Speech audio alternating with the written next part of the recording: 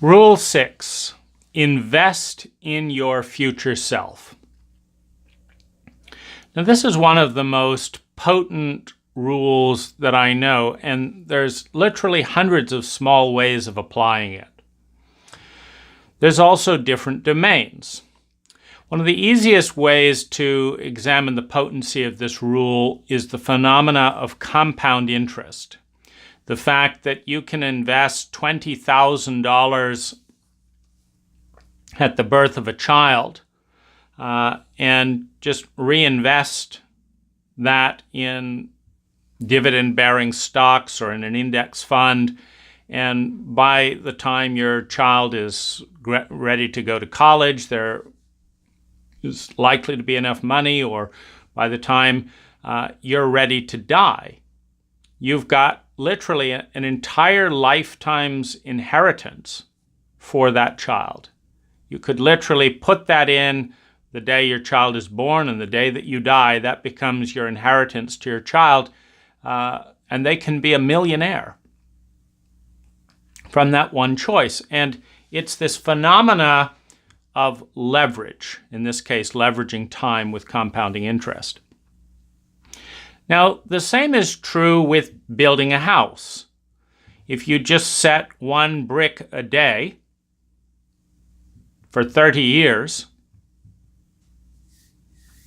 or 10 bricks a day, whatever, the amount, 30 years later, you've got a brick house. And the few minutes it takes to set some bricks, 5 or 10 minutes a day, very insignificant. But what you're able to create at the end with these small baby steps over time with a little bit of vision is just incredible. Now, YouTube is a popular medium of, people making an income these days. And so one of the mantras is just make one video a day and, put it up, and over time, people will grow, people will come and your channel will grow. The key, in my eyes, is the following. I've been growing and changing and working on goals and thinking about things since I was 10 or 11 years old. And what I know now is more valuable, more well-rounded, more intelligent than what I knew when I was 10. It's more useful and intelligent than what I knew when I was 20 or 30 or 40. And so if we invest in ourselves, in our mental, emotional, physical, and financial intelligence, we will be smarter in the future than we are today. Now, this leads to an obvious awareness. If you continually invest, for example, I believe in never-ending learning. I think one of my biggest learning curves has been in the last 5 years, learning about trauma, starting with The Body Keeps the Score by Bessel van der Kolk, and then, reviewing hundreds of books on Audible and watching various YouTube channels, etc., all in a 5-year period. Learning how to integrate that by making videos, and it's an incredible learning curve. Well, when learning is fun, and it is fun when you learn in the style that works for you, and you focus on subjects that are useful and you like growing, why stop? When learning is boring and you're learning largely useless topics that you're not going to apply in your life, well, there's very good reason to stop learning, particularly if you have to pay a lot of money to study useless topics in a way that's unpleasant and inefficient. So the premise is that the more you invest in yourself, the smarter you will be when you get older. So that leads to a very important question. Do you want the dumbest part of you to be making most of your decisions? Or do you want the smartest part of you making most of your decisions? And a big area to consider this is in debt. Now, if we go into debt today, we're giving that debt to the future self. We're saying, I have an idea and I want to spend this money. But you, future self, are going to have to pay for it because I don't have the money. Well, why don't I have the money? Well, one reason is obviously I don't have the smarts, opportunity, and discipline to create that amount of money, or I wouldn't have to go into debt. So if I really, was on all cylinders, I'd probably be able to pay cash for all of this stuff and then have a lot of cash left over. But I don't, because I'm not. So I'm going to take out a loan, and my future self's going to pay back that loan. Well, this is kind of the opposite of invest in your future self, because it means that the dumbest part of us, the part that's here today, is going to make a decision with our future self's money. But our future self is smarter than we are, and they might not make the investment to begin with because they're smarter, because they've grown. And so one idea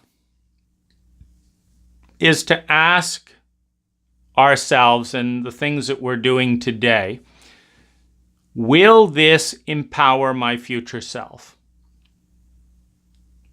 So let's look at example. If I buy a TV and rack up $1,000 of credit card debt, will that help my future self? Well, 5 years from now, is that TV still going to be relevant? And what are you going to learn with that TV, or is it going to distract you? And is there any other thing that 5 years from now you might have a better use for that money?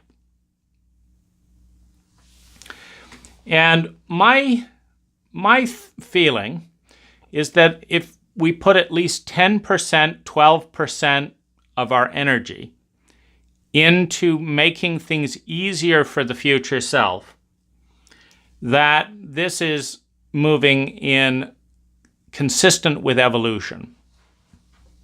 That will be setting the future part of us to be living in a more and more enjoyable life, in a more and more empowered life, with higher rank and more opportunity.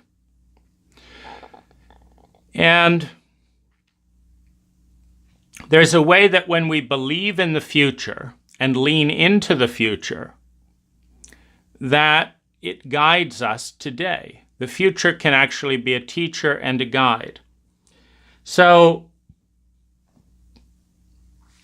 if every time we get a little money, we put some of it into the future, 10, 12%, and every time we finish a job in our business, we invest a little bit in making the next job easier.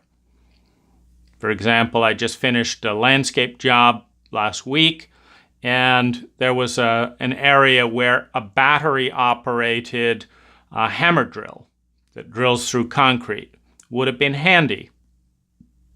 And so when I got the check, I ordered a battery hammer drill, stuck it in the tool compartment. It's not necessary, and it may be 6 months before I have another job where that application would be useful. But when it does come up, it'll be there to make the next job a little bit easier. Similarly, when I run out of pipe, go and do this, like fill up the pipe bins again so that it's all ready for the next job. Always buy just a little bit more, have redundancy for unexpected situations. When you have the choice to do something now or delay it for your short-term future self tomorrow to have to do it now. You come home from work and the water bottles are empty, but you want to stay hydrated. Go and fill them now so that tomorrow's you will have fresh water. You wake up and you can see, 2 or 3 months from now, maybe you're going to have a cash flow crunch. So take some steps today so that 2 or 3 months down the road, that's easier for you. If you think constantly about protecting the interests of your future self, and you continually invest time, money, and attention in growing yourself, your future self will be more intelligent than you are today. Will have more options than you have today. And there's a nice flow moving forward. There's a certain alchemy that comes when we believe in the future and act based on that belief. That alchemy is a certain kind of anchoring. It creates positive momentum. It creates focus. It creates drive. It creates the framework and the emotional energy within which to do our goals, which was an earlier rule. Have clearly defined written goals. The goals should always be to leave our future self in better shape than we are today. Not in a sellout, and that's why 12% is usually quite adequate over time. Not in a sellout, but with a slow investment, constantly compounding, starting early, learning a new skill that might help our future self out, reading a book that might be relevant, getting a degree in a subject that's useful for our career, paying down debt so our future self doesn't have to deal with that debt, buying a resource so our future self has that resource available, fixing something immediately so that our future self doesn't go in a hurry next month and say, oh, where's that thing, and realize the past self left it broken and didn't prepare. Showing respect and courtesy for the future self. I cleaned this and prepared this. I washed the dishes so you could wake up to a nice kitchen. And then thanking your past self is part of the mix. I appreciate that you did the dishes yesterday so I could wake up and enjoy this moment. I appreciate that you bought me fresh flowers so I could enjoy them. I appreciate that you brushed my teeth so I've got solid teeth. I appreciate that you drove me safely back to the house again so that I can get up in good health another day. Giving to the future self, thanking the past self. Giving to the future self, thanking the past self. This routine is sustainable. It becomes easier and easier. Easier to grow, easier to feel gratitude, because you don't have a lot to feel grateful for if your past self is constantly setting you up to fail. My past self didn't write down the appointment. My past self didn't write down the phone number for the appointment when I need to reschedule. My past self left my phone at home. My past self wanted to eke in and get to the house on fumes rather than refill the tank so that when I get a sudden call, hey, let's go out on a date, they rush out and run out of gas. I'm constantly being set up by my past self to fail. What's to be grateful about? But when the past self is investing, saying, maybe there's going to be a great opportunity this week, let's fill up the gas tank. Let's prepare for a bright future and pay down this debt.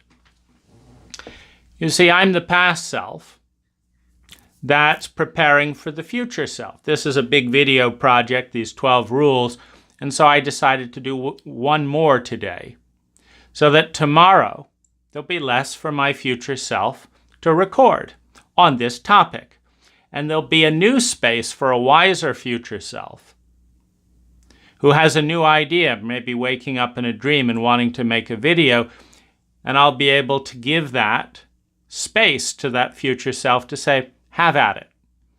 I took care of all this today. You've got the floor. Where would you like us to go?